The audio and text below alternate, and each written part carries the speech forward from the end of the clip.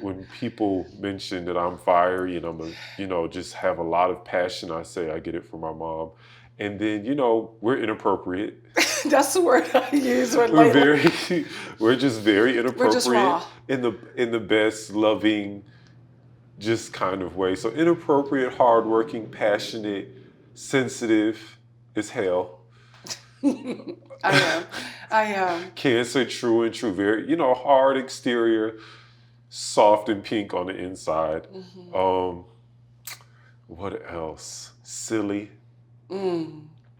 Sometimes Yeah. gassy.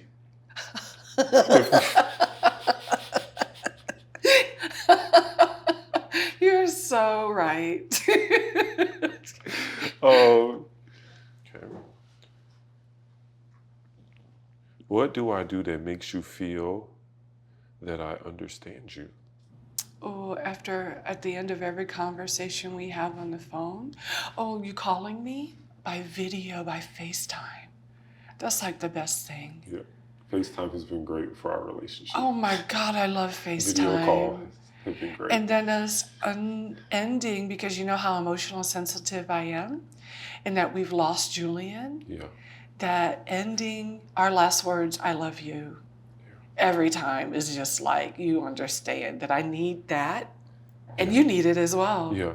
Because we've been, we've had loss and loss and loss and loss, like many people have, but I'm just talking about our loss. Yeah. That you understand that I need that last word to be, I love you. Because you've seen so much, you've been through so much, being my eldest child, that is what I feel. Yeah. Oh, wow. Okay. You about to cry. Okay. What's the pain in me you wish you could heal? Mm-hmm. Is that a tear I see? What is the pain in you I wish I can heal? You worry about me and I worry about you, and I have anxiety from, the phone call. Well, not even phone call, when my dad came in my room at my grandmother's house in Charlotte, and he told me that Julian was gone, and it was just so unbelievable. And then when we found out Aunt Felicia passed.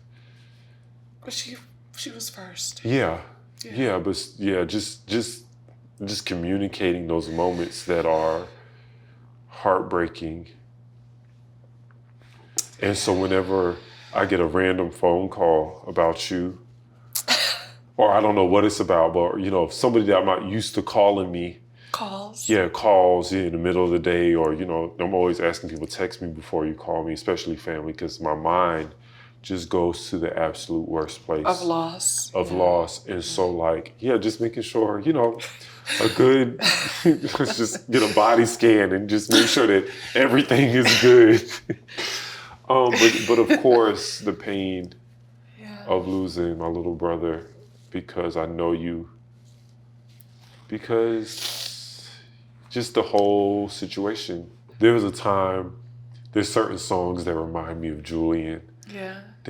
But a lot of them are about him being here with me. I always feel like he's here with me. He is. Helping me in my times. I always, in the Gullah culture, just, speaking power to the ancestors. And he's an ancestor, right? Saying, he's up there with them. And I ask for assistance from God. Mm-hmm. I ask for assistance from Julian and our family. Yeah. And I just cry. So I'm at peace with his passing, because I feel like he's with me. But it's those things that shouldn't happen, or didn't need to happen, right? That I still have a hard time. Yeah, me too. With, because I do too. Yeah. Okay.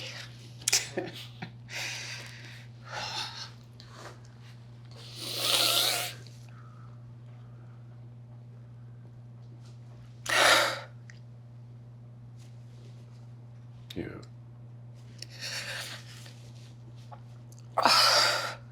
And he probably told you it was okay. It's okay, Mom. Yeah. It'll be okay. Yeah. Because he was also hardworking and understood that there was a job to be done. So that's definitely something I've learned from, that my family and my friends are much more valuable than my job. Yeah. Yeah. How do we relate to our Gullah background differently, and why do you think that is? So you new age Gullah, you young, you're a young man. I like eat, sleep, drink, pee, Gullah. I'm being raw. Everything eat, sleep, and dream Gullah. Is that better? Yeah. That's some of our inappropriateness, right? Yeah. Yeah. So all day long, it's like I got to bring you kind of like in tow.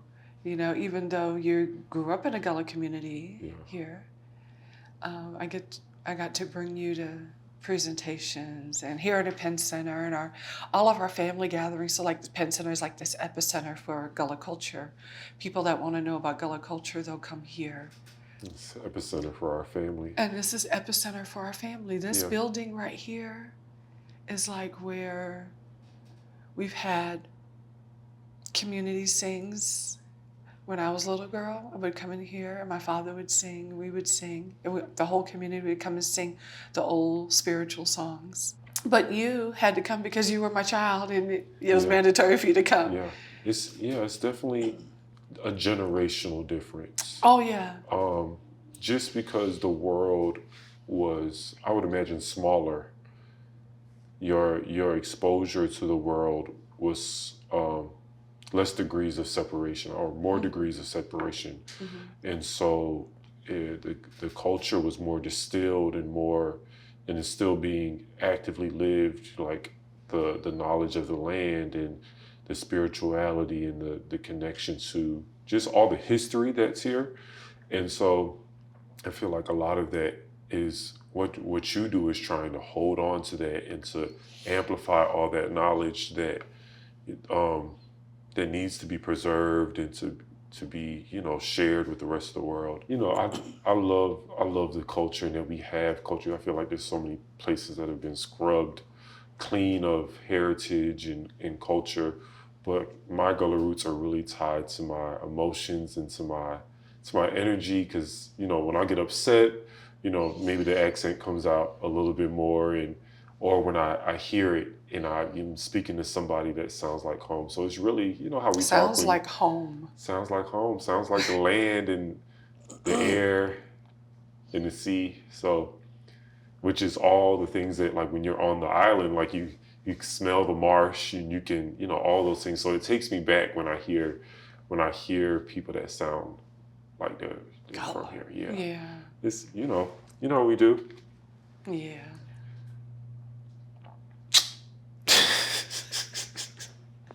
Did you suck your teeth? What kind of question is this? That means you're going to cry again? If this was our last conversation, hell. What's one thing you never want me to forget? Oh, gosh. That you are so loved. And, you're creative with love. You are just this beautiful man, exactly how you are right now.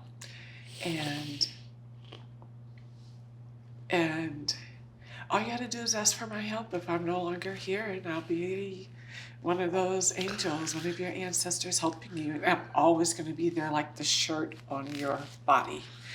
If you need me when you need me, and then even when you don't, then I'm going to be as close as you need and want. And you are perfect, exactly how you are. And I love you in this world and all the worlds to come. Yep. I love you too. Thank you. You gonna answer the question? Well, you gonna say it to me? Did I? Oh, wow. Oh, thank you. If this were to be our last conversation, what's one thing you'd never want me to forget? I never want you to forget that, of course, that I love you. Yeah. And that I know that you gave me everything you possibly could in terms of love and your support, and that I'm eternally grateful to have inherited so much of your Victorianness that sometimes I complain about, and sometimes I Celebrate, maybe? Yeah. I mean, I feel like I celebrated to other people more than I celebrated with you. Yeah. Because you have such a strength that is so unmatched, and that I call upon often through tough times, and that it's just something that you can't really learn. It's just that even though I don't always tell you that those are good parts of you, your fieriness, especially, when it's directed towards me, but it's such a thing that is one of my favorite parts about you, especially now that I see it in myself and I'm able to understand it and utilize it in a powerful way. And just that power that I feel like you've given me to allow me to operate and to create and to advocate for other people that are around, whether it's at work or whether it's in like relationships or friendships, that I'm like, wow, I got that from my mom. And so, yeah. What'd you get from your dad? I'm still learning that. Well, what learning now? that. Other than eating sunflower seeds and leaving them in the couch and on the floor, and the smile and all of your looks, Half of my looks. More than half your looks. He's just such a great dad that I don't hold him at fault, and I don't necessarily. I don't even look back at those times and regret that he.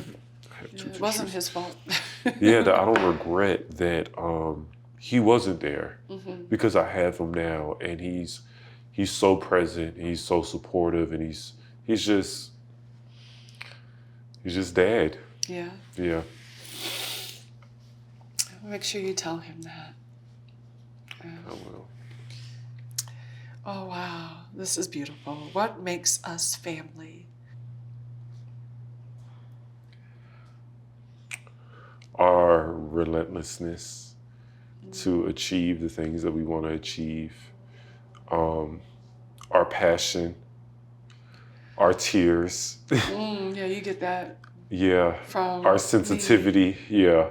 We're definitely of same build in terms of... Even in spite of you being a Leo, you're very sensitive because of me, proximity, our family, and my mother, all of us. Yeah, but it's really interesting that a Leo of your capacity, you're a strong Leo, but for you to have this level of sensitivity that you exhibit and you put out is really, I love that, because I think we feel harder. We feel more. I think that's our strength. Our kinship beyond blood is how receptive we are and how emotive we are. Okay. Yeah. We love you so much. I love you too. Hey there, if you want to be the first to know about the things we're doing over here at The Skin Deep, then join our community newsletter at theskindeep.com/subscribe.